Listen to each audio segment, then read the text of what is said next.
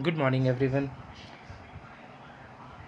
It is the video for your chapter 7 of biology, that is, conservation of plants and animals.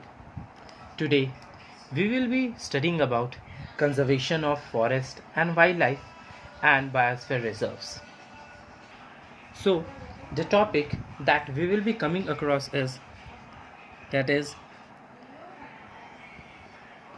conservation of forests and wildlife.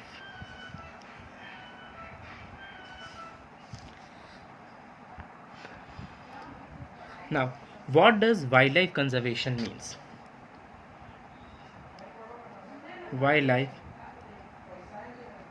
conservation.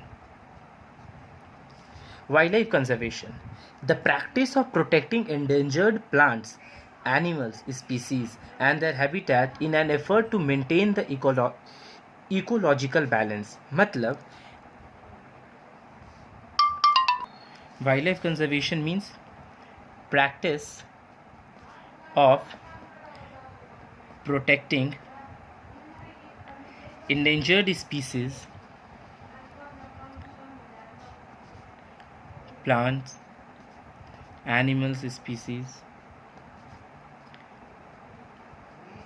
and their habitats in an effort to maintain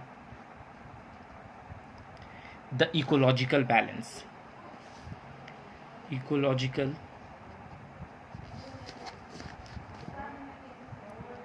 balance means किसी चीज़ का practice करना, क्या के लिए? Protect करने के लिए endangered plants, animal species and their habitat. Means plant की स्पीसीज़ को, एनिमल की स्पीसीज़ को जो ख़त्म होने के कागार पर है, इंडेंजर्ड होने के कागार पर है, और उनका हैबिटेट, उनका घर, जिसके कारण क्या होगा? मेंटेन होगा हमारा इकोलॉजिकल बैलेंस। उसे हम क्या बोलेंगे? Wild life conservation. Means the practice of protecting endangered plants, animal species and their habitat in an effort to maintain the ecological balance.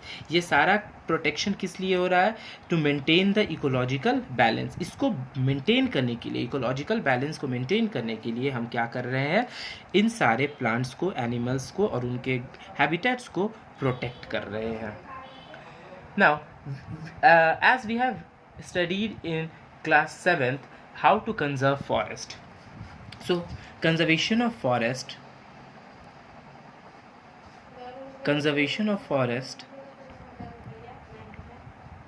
include, first is planned harvesting,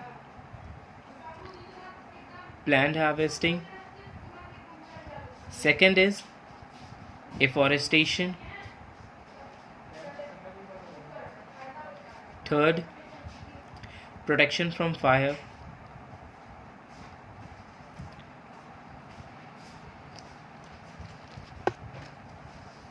fourth, protection from overgrazing,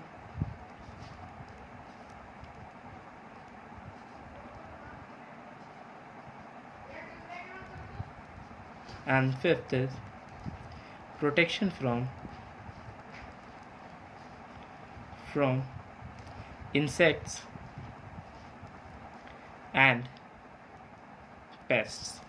So these are the methods to conserve plant forest. पहला क्या है? Plant harvesting. Second is afforestation, protection from forest fire, protection from overgrazing and protection from insect and pest. So in class 8 ये सारा चीज़ हम detailed वे में पढ़ेंगे. So first is plant harvesting. अब इसमें होता क्या है? The cutting only some of the trees in an area. Means कोई एक एरिया है, वहाँ पर बहुत सारे ट्रीज लगे हुए हैं,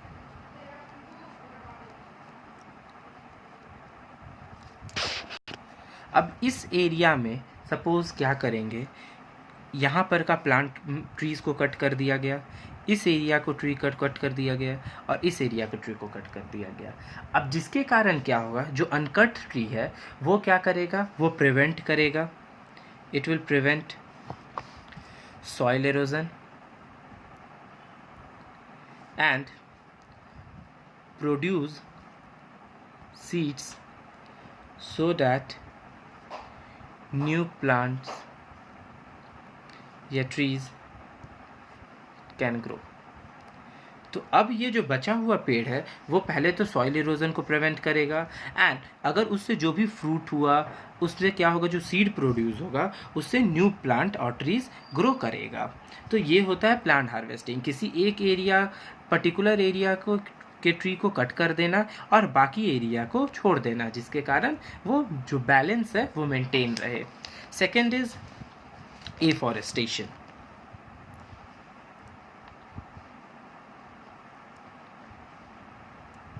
एफॉरेस्टेशन इसमें क्या होता है, और it is also called reforestation, which means renewing a forest by planting seedling or small trees of the same species as found in the forest। means same species के plant को same species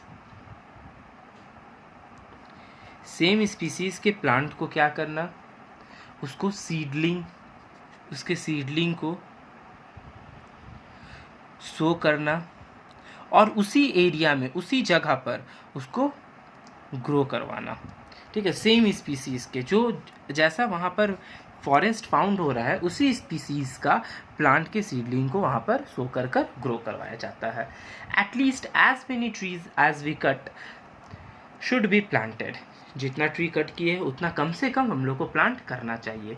afforestation take place naturally also if we let the area remain undisturbed, the tree grow back and the forest get re-established। Same plan harvesting वाला ही condition apply होता है। इस area में क्या होता है, अगर इस एरिया में प्लांट है और इस एरिया में ट्री को कट कर दिया गया तो यहाँ पर से जो सीड प्रोड्यूस होगा ऑटोमेटिक क्या होगा, यहाँ पर वो फॉल करेगा by any agent, that is air water wind, by any kind of agent, जिसके कारण वहाँ पर जैसे ही पहुँचेगा वो सीड तो वहाँ पर न्यू प्लांट या ट्री ग्रो करना स्टार्ट हो जाएगा। तो अब एफॉरेस्टेशन भी ऐसे हो सकता है, उसको नेचुरली भी एफॉरेस्टेशन टेक प्लेस करता है और मैन मेड तो हम लोग खुद प्लांट कर एफॉरेस्टेशन को टेक प्लेस करवा ही सकते हैं। Now third is protection from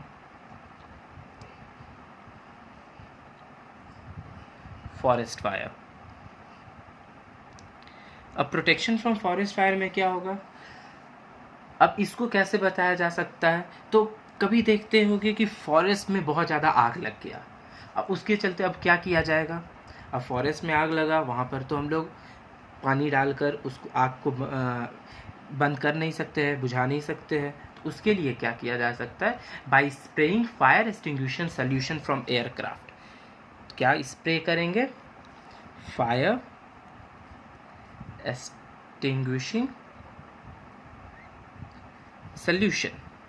ठीक है, फायर एक्सटिंग्विशिंग सोल्यूशन हम लोग कहाँ से स्प्रे करेंगे, दैट इज़ फ्रॉम एयरक्राफ्ट। यहाँ से स्प्रे कर उसको फाइनली फिर हम लोग क्या करेंगे, उस फॉरेस्ट फायर को हम लोग धीरे धीरे ख़त्म करेंगे बाय फ्रॉम एयरक्राफ्ट। और एक और इसका प्रोसेस है, एक तो हो गया एयरक्राफ्ट से, सेकेंड है और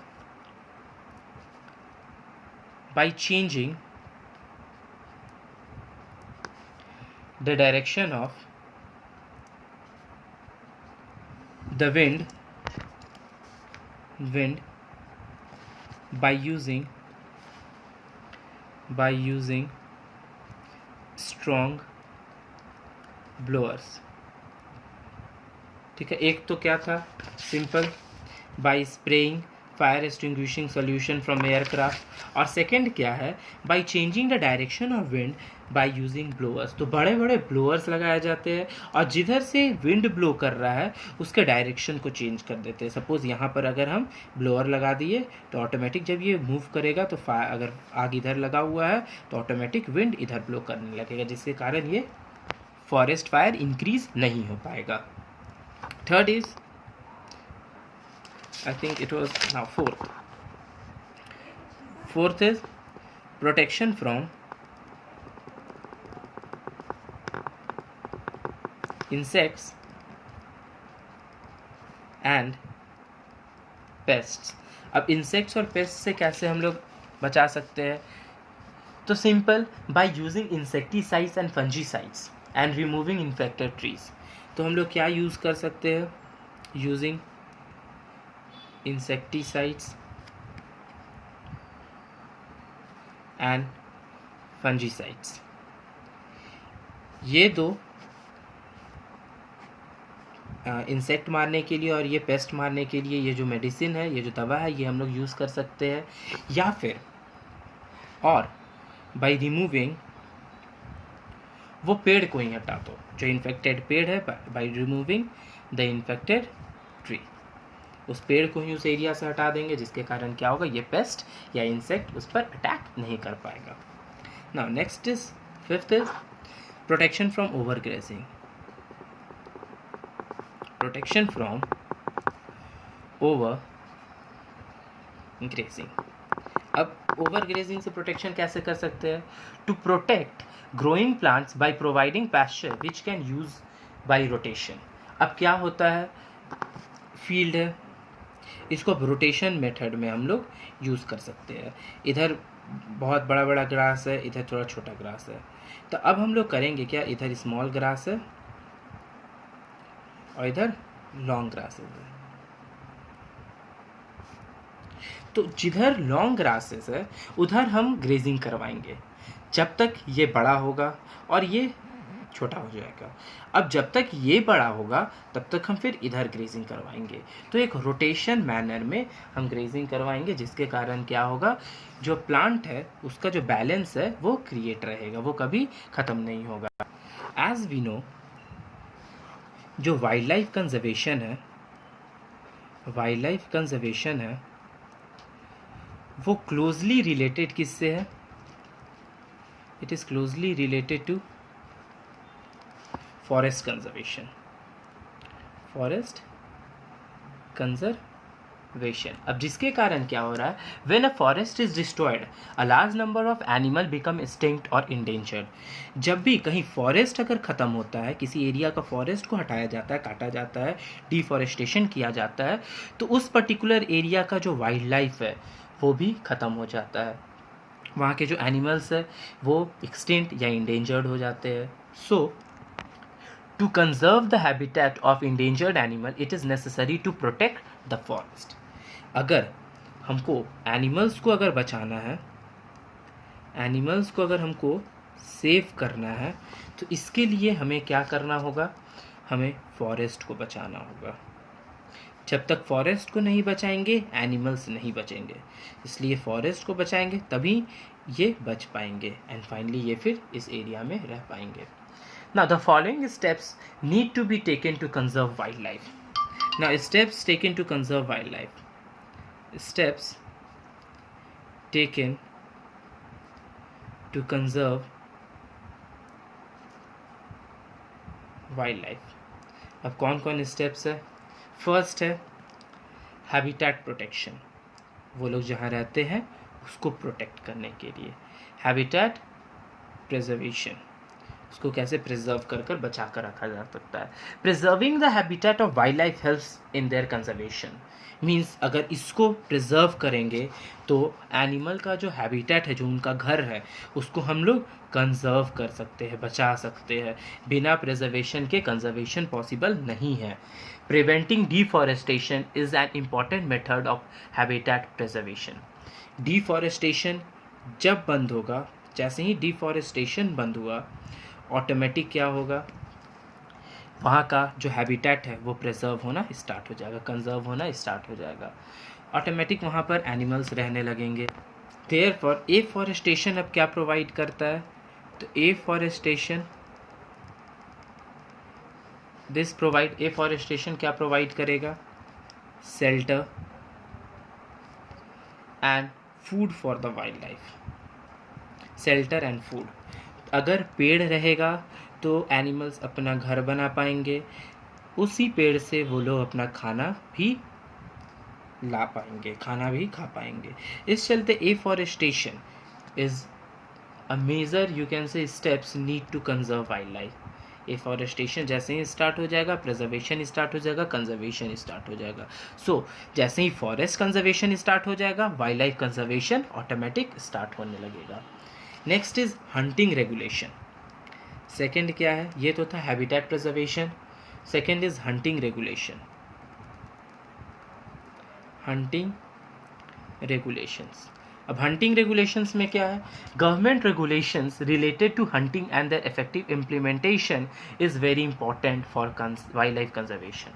government should take an action. Government को एक्शन लेना चाहिए कि हंटिंग शुड बी बैन। ऐसे हंटिंग तो बैन है, but there should be strict action taken person who hunts an animal. तो इस चलते गवर्नमेंट को हंटिंग बैन करना चाहिए और स्ट्रिक्ट एक्शन इसके खिलाफ लेना चाहिए। The hunting of endangered species is completely ban. Illegal hunting of animal is called poaching. अब इलीगली जब हम एनिमल को हंट करते हैं, illegal hunting of animals is called poaching। अब इलीगल हंटिंग किसके लिए होता है, एलिफेंट को मारा जाता है उनके टस्क के लिए, राइनोसोरस को मारा जाता है उनके हॉर्न के लिए, ठीक है, स्किन के लिए बहुत सारे एनिमल्स को मारा जाता है, फर के लिए मारा जाता है। तो they are various illegal huntings, that's only called the poaching. Now next is in India, though the hunting of tiger is banned, they are being regularly killed as their skin and bones fetch large amount of money। तो अब simple क्या हो रहा है, tigers लोग को क्या किया जा रहा है, टाइगर्स लोग को मारा जा रहा है। टाइगर्स आर बीइंग किल्ड किस लिए, for their skin and bones, ठीक है, स्किन और बोन्स के लिए, जिसके चलते ये लोग सेल कर कर ये लोग को अच्छा मनी मिल जाता है।